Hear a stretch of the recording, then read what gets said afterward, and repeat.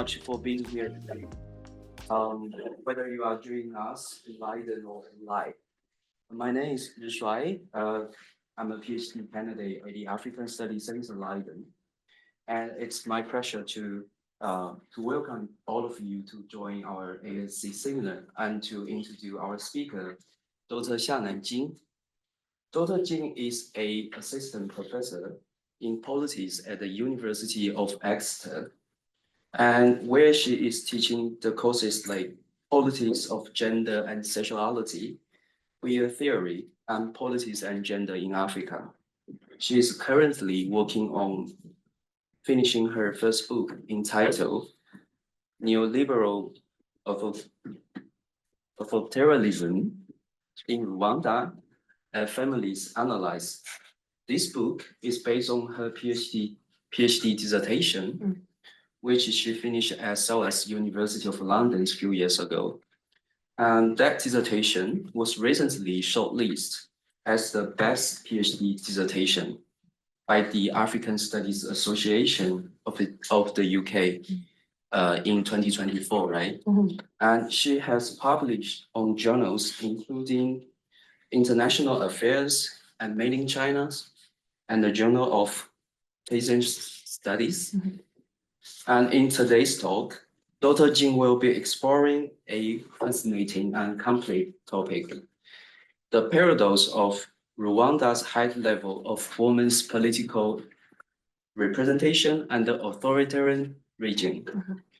And she looks at how gender reforms have taken place within a system she calls neoliberal authoritarianism, where women's inclusion is framed as a tool for improving governance and driving economic growth. But this approach often flattens differences and overlooks how gender intersects with class and other forms of inequality. So I think Dr. Jin's talk will challenge us to think more critically about what gender representation really means and whether more women in politics necessarily leads to more gender justice and democratical changing. So now I'm gonna leave the time to Dr. Jin, and there will be a Q&A session afterwards. Thank you, Richard. Please take your floor. Thank you. Thank you, everyone, for making the time to come to this research seminar. There's nothing better than this to see familiar and new faces when you arrive at a new country, at an institution you've been admiring for a very long time. With a lot of scholars you've been admiring for a very long time, they come to your seminar room. It's a very wholesome feeling for me at the moment now. So thank you very much for making this happen, also taking your time to come to the seminar and listen to my share. But I think as part of the at the beginning of my talk, I really like to thank specifically Erika, Rushuai, and Landa and Luz who initiated this event, who made this happen, and who invited me all the way over from Cornwall to Leiden. Especially for African Studies Center, Leiden has been a dream place for me. I've talked to many people about this many times. Probably I should stop saying how much I really like to have a visiting time in Leiden here with working with a few colleagues here on other projects. With a very quick research, I realized the motto of University of Leiden is Bastion of Freedom. And I think it's a very timely thing to talk about authoritarianism. When at a time we're living that some liberal democratic country is trying to dismantle the ministry or the Department of Education. I'm not mentioning that country because I'm traveling to that country on Sunday. I don't want to be denied the border, although I'm speaking at the camera. Anyways. So I think it's important to talk about authoritarianism, especially when we think about authoritarianism. We often think about authoritarianism as the opposition to democracy, or as something that is oppositional to democracy. But at a time now, we're observing authoritarianisms happening in liberal democracies more and more than we expected. So I think it's important then for us to understand authoritarianism and how we can rethink beyond the binary of autocracy and democracy. And I hope the case of Rwanda can provide us very valuable insights to have that rethink as opportunity. All right, that's all the gratitudes I'd like to share. So today's talk, as Rusha briefly mentioned, is on neoliberal authoritarianism in Rwanda, a feminist analysis. With that gratitude that I just expressed, I'd like to also extend my hospitality to all of us here. This is where I came from before Leiden. This is southwest England called Cornwall. As you can see, it's by the sea. It's not as Sicily or Greek island, but it's by the sea. And these are some representative pictures of where I live. So if you happen to be in the UK and you like to be in Southwest England, do drop me an email. So there might be a guest lecture or research seminar like this for you to attend. And there might be a hotel by the sea for you as well. For the rest of the holidays, you can stay with me.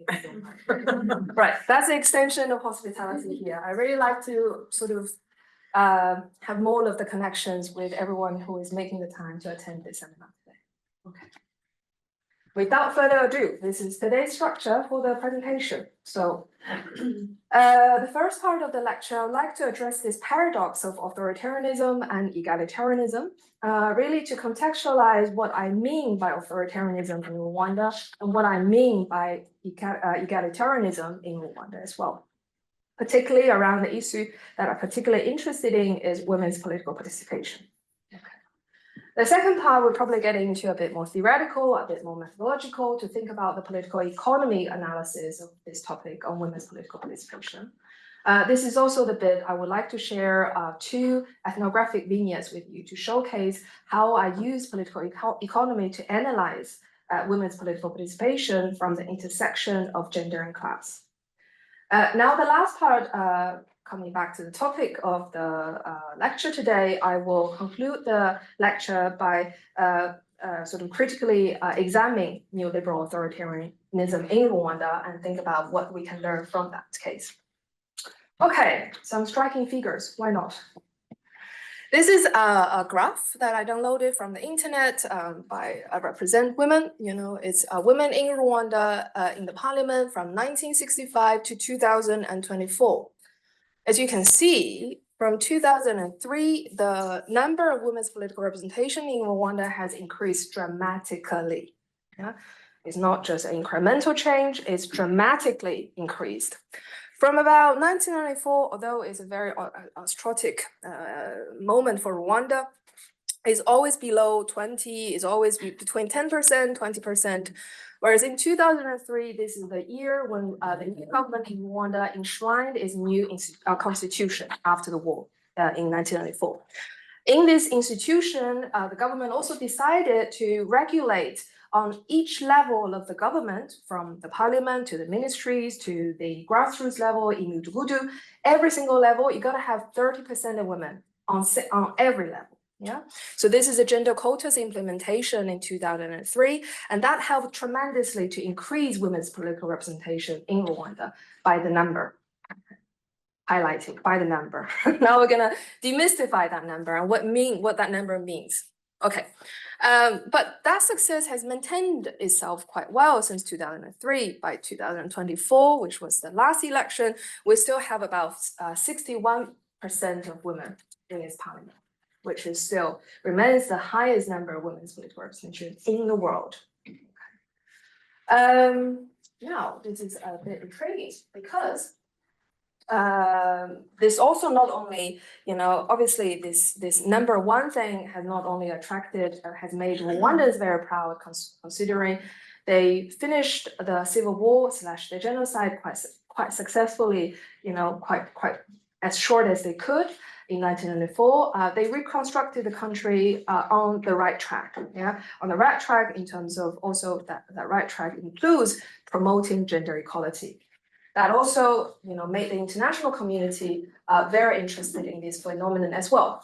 So this is a video clip from the IPU, which is the Interparliament Union Assembly. They hosted their assembly in Kigali in 2022.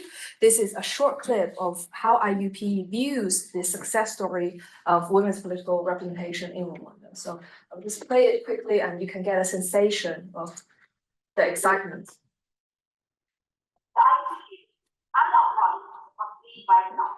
I need studying on crystal.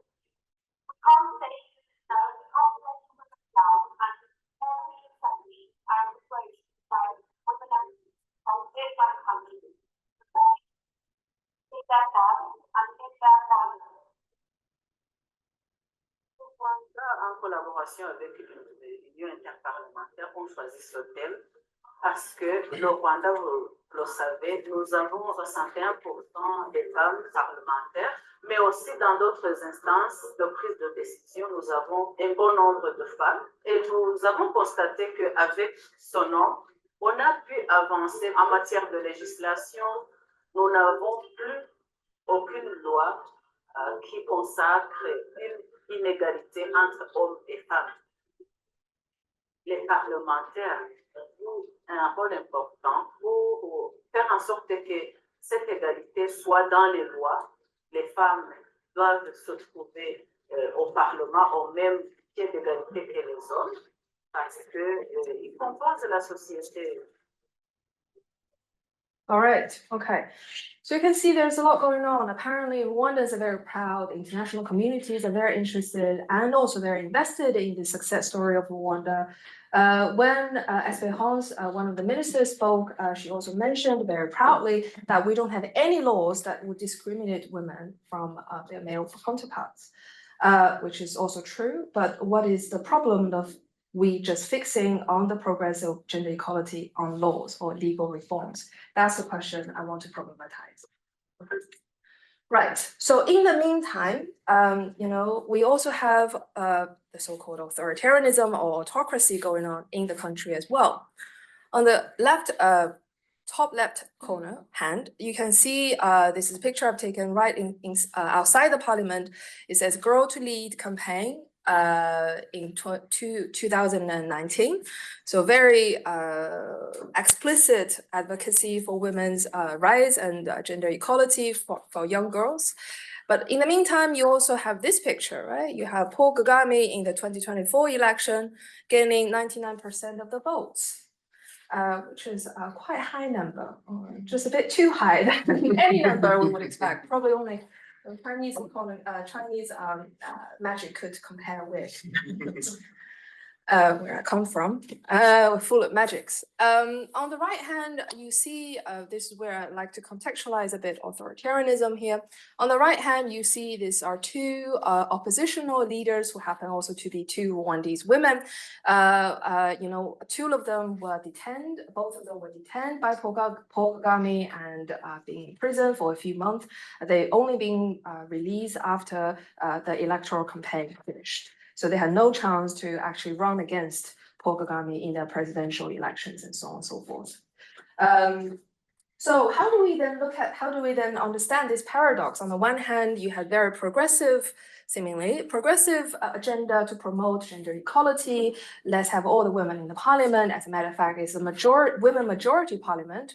On the other hand, you have cracking down, or very violent cracking down on female oppositional leaders with a single party dominating the elections. Now, so with this paradox, I am interested in answering to this question. The question I ask is, how can this liberal project of increasing women's participation occur under an authoritarian state seeking to limit political participation? So obviously, there is women's political representation, and this not necessarily could translate to women's political participation. Yeah.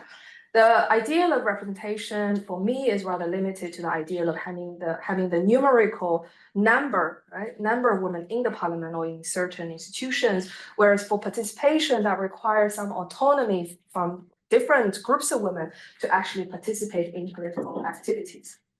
To address this question, the book I'm working on now argues that Rwanda has achieved success with gender legislative reform aimed at increasing the presence of women in politics, but under some circumstances I refer to as neoliberal authoritarianism. So with that argument, I'm really trying to say that one of the conditions actually can facilitate this paradox to happen is actually not a paradox because of neoliberal authoritarianism. And I'm going to define these two terms because sometimes they can be two buzzwords that can include everything about everything. Now, authoritarianism, I use Ian Brought's work to define authoritarianism. The three key features in Brought's work are centralized control, limited political pluralism, and repressive state practices. Okay. And in Brought's work, he mostly writes about authoritarian neoliberalism, but I'm writing more the vice versa, the neoliberal authoritarianism. So Brough, in his writing about authoritarian neoliberalism, argues that authoritarian neoliberalism refers to a mode of governance where economic liberalization is enforced through coercion, exclusion, and the restriction of democratic participation. Yeah, so maybe this is for a lot of non-economic sitting here, it might sound a bit off, but essentially it means that neoliberalism does not come from a whole set of liberties. Yeah, neoliberalism oftentimes has to be instrumentalized through very violent political actions, such as coercion, such as exclusion, such as restriction of certain kinds of democratic participation that do not follow this market logic. Okay. Now, when I write the book, I like to think about Rwanda in the case of neoliberal authoritarianism, because authoritarianism is oftentimes being seen as a defining feature to describe the state of Rwanda, right?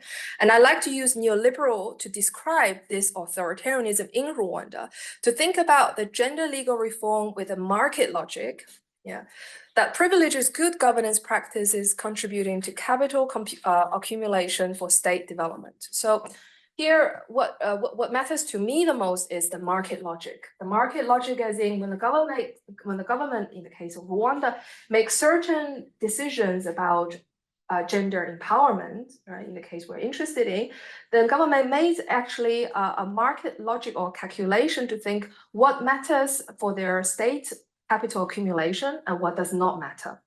Hence, what matters for their state capital accumulation would the certain policies that can facilitate this capital accumulation could go on, such as women's political representation in the parliament. And there are many other sets of policies that are very much against state capital accumulation. The government would deter from such policies to happen. I'm gonna show you one case to really contextualize what I mean by this logic market in a bit. So to understand this market logic in my book, which is in work in progress, so far has only 2 chapters, but it's better than 0 chapter, I think. So thank you then again for inviting me just with 2 chapters in the book. Very good encouragement for me to finish it now. I made the words out, have to finish it, right? The 3 cases in the book I use are very much around political economy analysis. The first one is the most important, probably for me is the most important one, is land. So the first chapter really looks at displacement during the genocide and right after the genocide up until 1997 to think about how land dispossession shaped women's political agency before and after the genocide. Okay, and this article has already been published with the Journal of Peasant Studies. So I will leave it for your own leisure time. Probably not before bed. A lot of genocide talking, but definitely at lunch break, it will be a good read. Okay, the second case is on market. So the first case is on state level, second case is on the market level, which is the case I'm going to elaborate on for today's lecture. On the market level, I'm interested in the informal labor migration from the rural to the urban during the urbanization process. In Rwanda, I will tell you very briefly also, right? The very brief history of urbanization called Imudugudu in Rwanda after the genocide. So I will elaborate on case 2 in a bit. Case 3 is moving to the household. As I mentioned in the master class, I'm also interested in the kitchen. Oftentimes, when we think about women's political participation, we think about women in the parliament. We think about women as some sort of like this, right? Speaking, addressing the public. But what about the kitchen? Because some women also have to cook. Some women also have to serve the dishes. A lot of women actually have to do that. That's why in sociology, we have this very iconic term called the double shift. Oftentimes, we also experience triple shift or even multiple shifts, right? yeah, it's really hard to be a woman these days when you have to do all these shifts outside, inside, and transitioning from inside and outside, right? So what I'm interested in the last case, in case 3, is that how the gendered and but also class the division of reproductive labor will shape women's political agency after the genocide. Okay, which so you can see I really sort of evaluate and analyze women's political agency in various spaces. Spaces includes the parliament, political institutions, including the markets on the streets, but also includes the private space, for example, the kitchen. So it's a multi-site sort of analysis of women's political agency beyond the parliament. Not only beyond the parliament, the other thing I'd like to highlight is to rethink about women's political representation beyond the numbers. As I highlighted a few times now, I think what is more important in terms of looking at women's political representation is to demystify and to understand what that number means. So here, particularly, I'm following Lin Osomi's work to think about the types of social and political relations in which women's political participation is situated. So more as the cases sort of show, I'm less interested in the number or as in the legal reform that actually facilitated all these women to be in the parliament. And that work has been done by many amazing scholars, so feel free to read those good work. But for me, I'm more interested in what kind of social relations or what kind of social capital would include and exclude certain groups of women in participating in political activities, okay? A lot of this has to do with social relations. Those social relations can be class relations, can be gender relations. Relations they share with their employees, with their employers, relations they share with their household members, such as their husbands, their children, and so on. Okay, with all this foregrounding work, last bit of foregrounding work before I can finally talk about my field work. This is actually the beginning of my field work to frame what methodology I use, considering this is a very interdisciplinary crowd I'm talking to. It might be useful to identify who am I in terms of methodology. So in the field work, I would like to think myself did feminist decolonial ethnography. So in addition to many sort of common sense, or I wouldn't say common sense, mostly used methods, for example, semi-structured interviews, focus groups, participant observations, I also experimented with some visual methods. So these are some pictures of the visual method from the drawing workshop I did with street vendors. So basically I invited them over to draw their pictures, and we had a conversation about their pictures they draw. And you're gonna see a lot of their pictures in today's lecture, but also in my upcoming book, hopefully soon as well. In a way, really to, as much as I can, to decenter my own role as the researcher, as the writer of their own knowledge, really trying to present some of their knowledge from their own drawings, from their own hands. But also the conversations derived from these drawings are also very interesting, because I asked them to talk with each other about their drawings, asking each other questions about their drawings, other than me dominating asking the question anyway, as a researcher.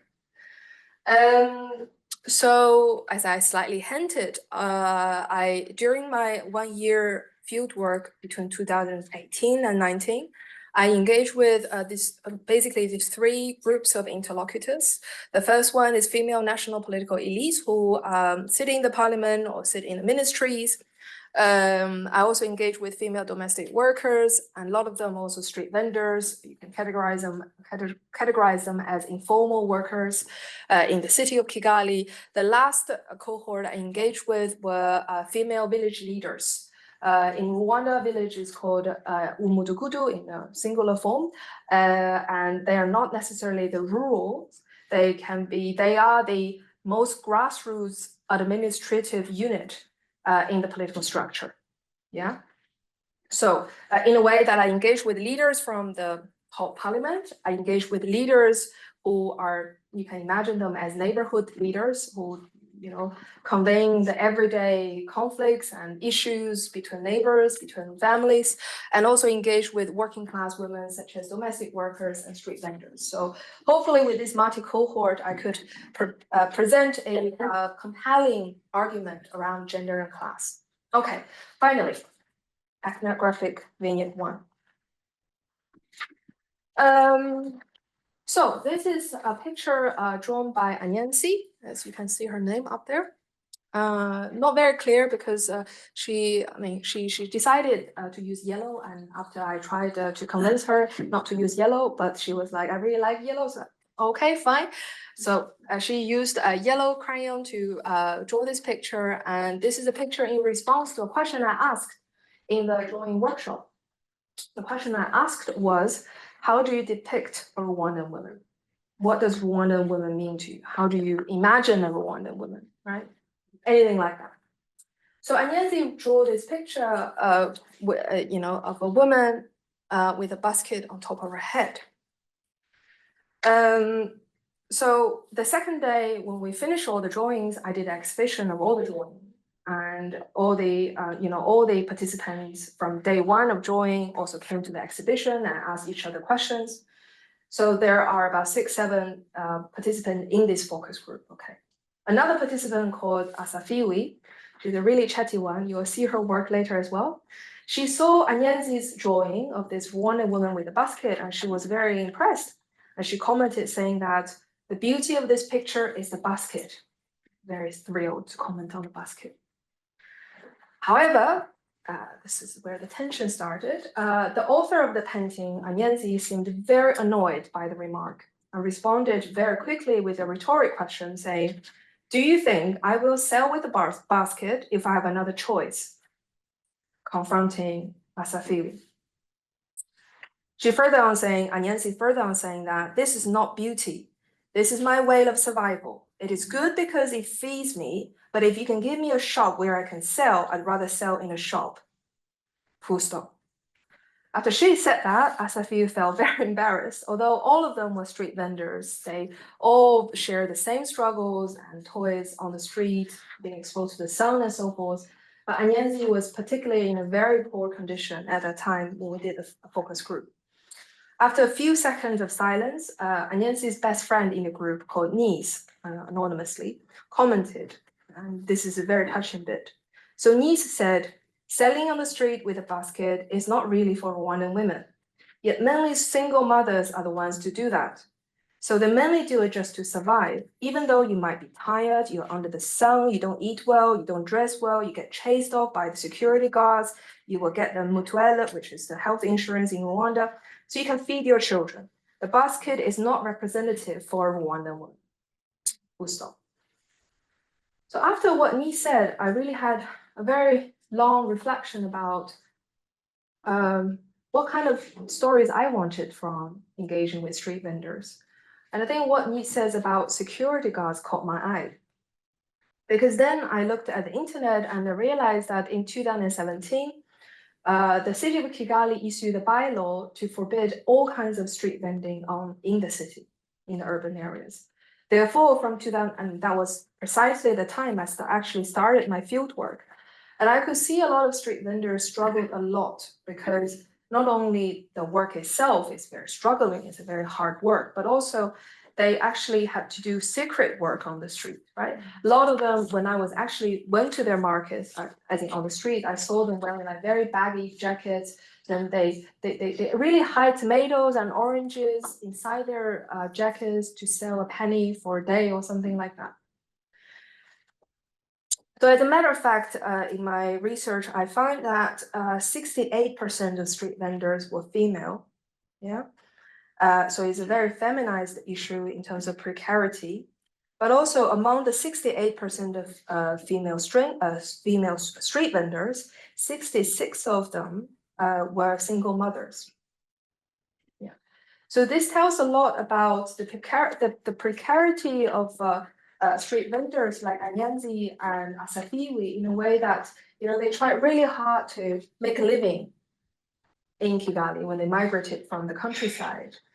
but then they were not welcomed in the city, right? Not only the working condition itself was really bad, just by talking about street vending per se, but the government actually deliberately made their lives very difficult, yeah? So that sort of provides a contrast to the glimmering image of women in the parliament. Then how come this is where the market logic comes in to make sense? Because on the one hand, the government promoted women to be in the parliament because that brings them good reputation. In the World Bank language, that will be good government practice, right? Good governmentalities, even in Michel Foucault's language. But on the other hand, the government, one of the biggest reasons for the government to deter women to sell on the street was because they wanted to build a clean city. Now I'm going to show you, okay. To bring, okay, that's 2 slides later. Anyways, to build a clean city. And to build a clean city, essentially the idea, the rationale behind building a clean city is to attract as many as possible international investment, right? Because a clean city would sort of seemingly portray a very safe and productive investment environment for Westerners and Chinese, Indians, and the others to come and invest in the country. So therefore, street vendors were discarded compared to their sisters in the island. A bit of background to contextualize urbanization as we mentioned it, and also I'm aware I'm talking to a room of Africanists. Probably this is a concern that a lot of us might have. So urbanization really took place in Rwanda after the genocide, because everything before the genocide was quite a mess, a lot of concentration on ethnic tensions. So a bit of history that between 1990 and 1997, 2.5 billion refugees came back to Rwanda. So this is quite a big number. When 2.5 billion of refugees who are Rwandese came back to Rwanda, what do they want? They wanted a place to stay, right? But it's a very impossible problem to solve, because when there's many people come back and they want to claim or reclaim their lands, is almost impossible, because a lot of houses were destroyed during the war.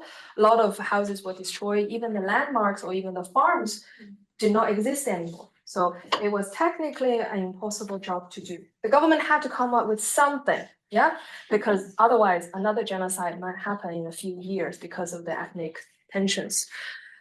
So initially, Imidugudu, as loosely translated into English as village, was sort of envisioned as a planned rural settlement between 1996 to 2000. You can, I know there are some Tanzanians sitting here, and you might relate it or compare it with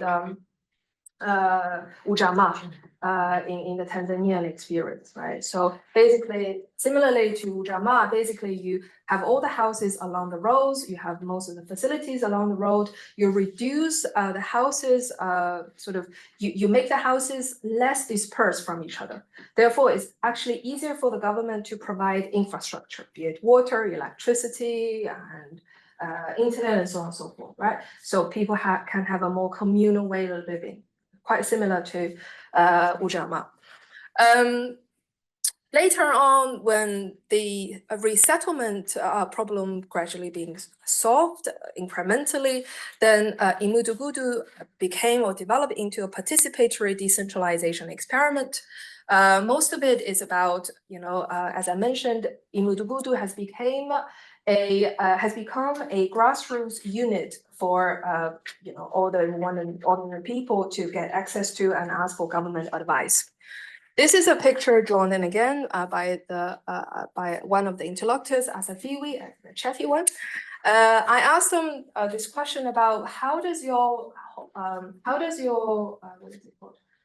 hometown look like before and after? Before Imudugudu, before urbanization, and after Imudugudu policy. And this is a picture she drew. On the left hand, you probably cannot see, there is sort of like a cringe in between. On the left hand, you can see that the houses are relatively further from each other. It's a very small picture, but you can see people, there's not much going on in the left hand. On the right hand, with a huge Conga fabric, patch onto it. Safiwi really like to highlight that after a Mudugudu policy implementation, there's a lot more happening in her village, right? Not only the houses are closer to each other, so there's more communication, connections between the neighbors, but also there's a market at the center of the village, so people actually can trade better. Yeah.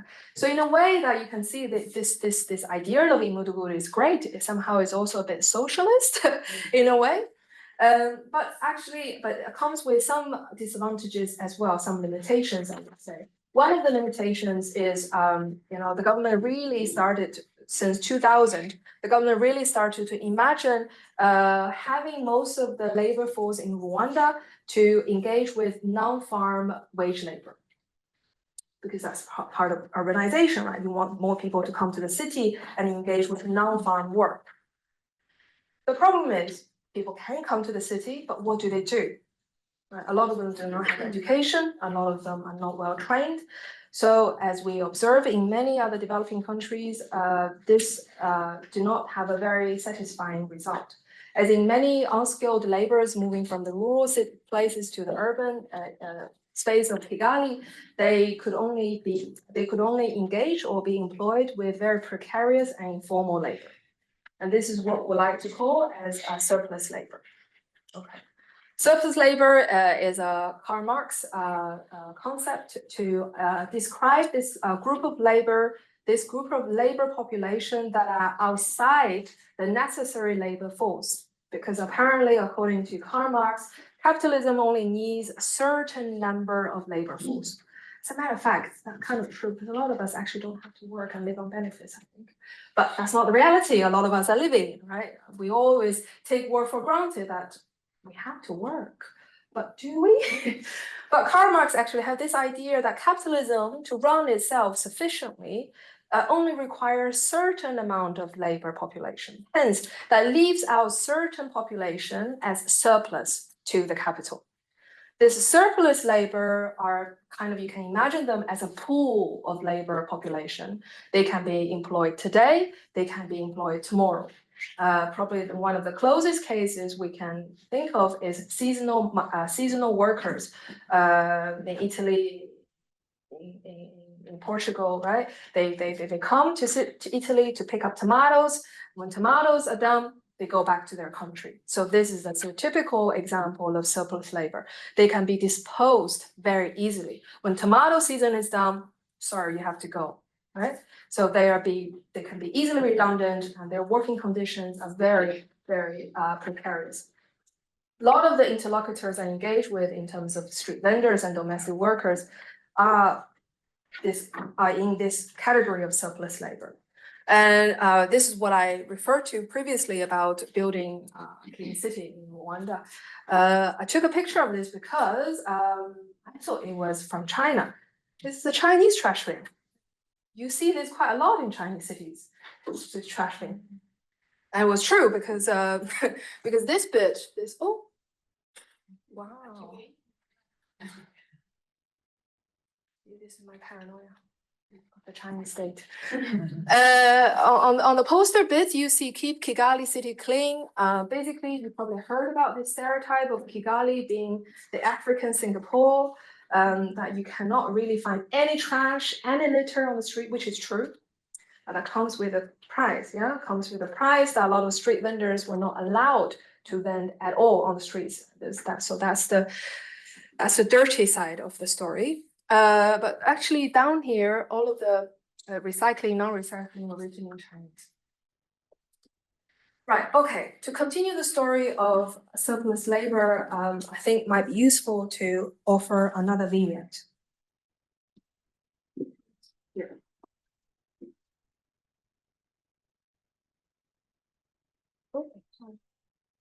Okay.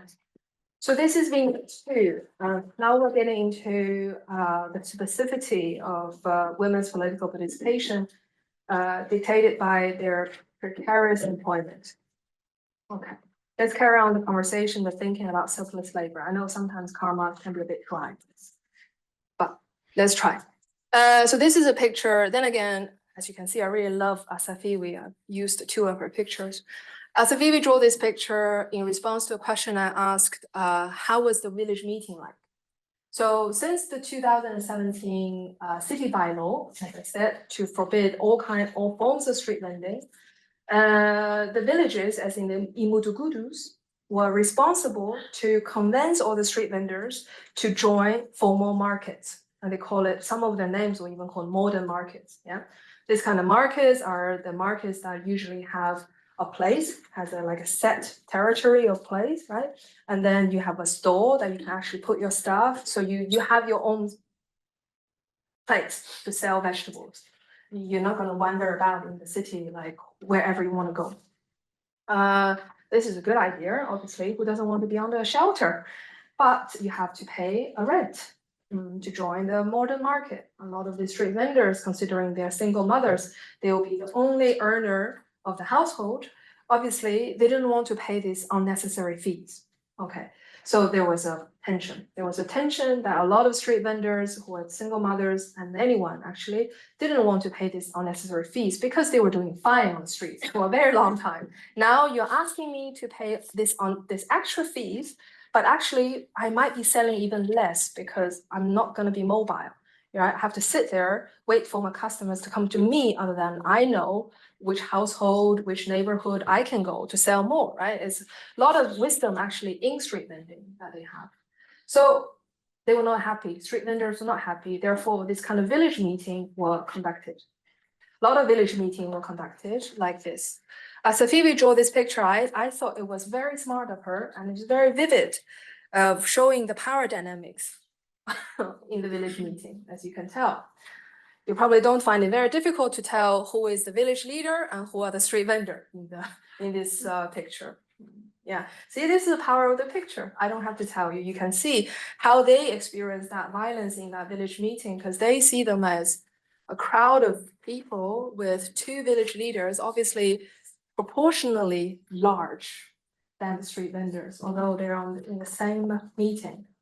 And Asafiwi drew this picture to depict one of the village meetings that she got invited to, or she was rather forced to attend, to be sanitized about this idea of joining the modern market. As she said, there were about 200 street vendors who were asked to join this meeting. And then when they joined the meeting, these 200 street vendors then were asked to be divided into groups of 10 people for some kind of consultative conversation. Because the village leader basically wanted to organize them and trying to figure out what they want. Like, what can we get the street vendors to the modern markets? Tell me. Okay. So they used this rather democratic way to organize this meeting. And in each smaller group, they were required to elect a group representative to talk on their behalf with the local leaders directly at the meeting. So this is the fun bit. When Asafiwi told us how she perceived about this representative. Asafiwi said, "We're just allocated to a random group. When someone was nominated as a representative, but you can't say, no, I don't want her, because it would mean you want the leadership. In the end of the day, all of us are not educated, so it doesn't make any difference who would be the representative. We follow just like that. In fact, the way we choose the president is the same way we choose street vendor representatives in these meetings." Provocative, Asafiwi. So I think it really tells, I hope with this vignette or this quotation from Asafiwi really tells you a lot about how powerless they were in such village meetings, really not to dictate any kind of entitled rights they might have that would enable them to join the modern markets. So with this, we probably can merge the topic a little bit more, coming out of the field work, coming back to the bigger picture a little bit more by looking at this this graph. So this is a graph to demonstrate the disparity between national and local governments' women's political representation. As you can see, there are the There are 6 levels of governance in the Rwandan system, starting from the parliament, then to the cabinet, district, sector, cell, and imudugudu. And you can see very clearly that on the level of the lowest level is Imudugudu, and then cell, even sector is even the lowest. They are relatively lower than women's political representation in the parliament, much lower, yeah? So this is the reverse picture that I found out, that even though in the parliament we have 61% of women in the parliament, but actually it's only about 40% of women in the Imudugudu and cell. And you might argue it's still a bit high, but you have to keep in mind that there's a gender quotas on each level, right? Which is 30%. If it is gender quotas as a bottom line as 30%, really, this is not achieving much more than 30%, especially compared to the parliament level. So at the lowest level, there are about 39% of Imudugudu leaders in Rwanda are women, and even in some districts, for example, there are only 13 or 6% of female leaders in other districts. I like to show this because I probably like to pull all of us back to the bigger picture to understand the market logic, to unpack the paradox here. Because one of the conditions to, for example, now we're interested in this disparity, between the national and the local governments. One of the conditions to work in the Imudugudu committee, which is the lowest level of governance, is unpaid. So it's voluntary work. Yeah, this is a big barrier for women, many women, especially working class women, especially the women have been categorized theoretically as surplus labor, to join and even participate and offer their time. Yeah. So when a job is, this leadership role in the Imudugudu is voluntary, you really need to have the necessary material condition to afford you, or that you can afford actually to participate in this level of politics. Okay. Okay. And the other thing I like to highlight, to come back to the bigger picture, is to think about who was permitted to participate in politics and who was deterred to participate in politics, right? Comparatively, you can see a very contrasting picture when women are encouraged and even facilitated by the constitution to join the parliament. Female street vendors were not only deterred from selling on the streets, but they were not even properly respected and consulted in the village meetings per se. Right? That's probably the most accessible political participation they could have in their everyday life. But even in that form, they were not treated with respect and with fair. And as a matter of fact, at the end of the village meetings, a lot of them didn't get any financial compensation, nor any policy arrangement for them, either to join the market or to sell on the street or anything else. So a lot of them continue hiding tomatoes in their jacket, or they became domestic workers. So in a way that Amina Mama wrote about this kind of gender division of labor or precarious labor in the city. A lot of women undertake domestic work or street vending because this is an extension of their reproductive roles. So in a way, it's presumed that women can do a good job in terms of domestic work and street vending. Okay. Okay, now we're coming to the ending point. So this is the last slide, and I like to conclude with 3 points.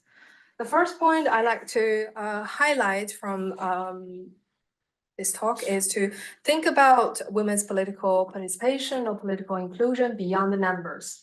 Oftentimes we have this very straightforward and quick solution of count the women, because that's an easier and more straightforward and probably faster solution to ensure gender equality. But what actually means for this woman to be in politics and why there are other women not being included in this political domain, that's, I think, is a more important question. And also really have to think about the intersectionality of gender and class, to think about the material conditions for women to participate in politics. For example, voluntary political leadership, right? Who can afford such leadership roles? The second point I'd like to make is to shift the research methodology on political elites to working with street vendors, practice this sort of method of listening from the margins, because oftentimes we do research, especially in my field, to think about women's political participation is always about elite women, right? It's always about elite women, parliamentarians, or women who make such contributions. But we all participate in politics in some ways, right? All of us do, because nothing is apolitical around us. But the question is, how do we have accessibility to participate in certain political activities, and how do we participate in political activities? I think that's a more important issue for us to think, to go beyond the analysis on political elites. And the last one is also the starting point of this talk, is to think authoritarianism beyond the binary of democracy versus autocracy, especially, a lot of African states being demonized as authoritarian states, as failed states, as dictatorship states, in contrast or in opposition to liberal democracy in the West.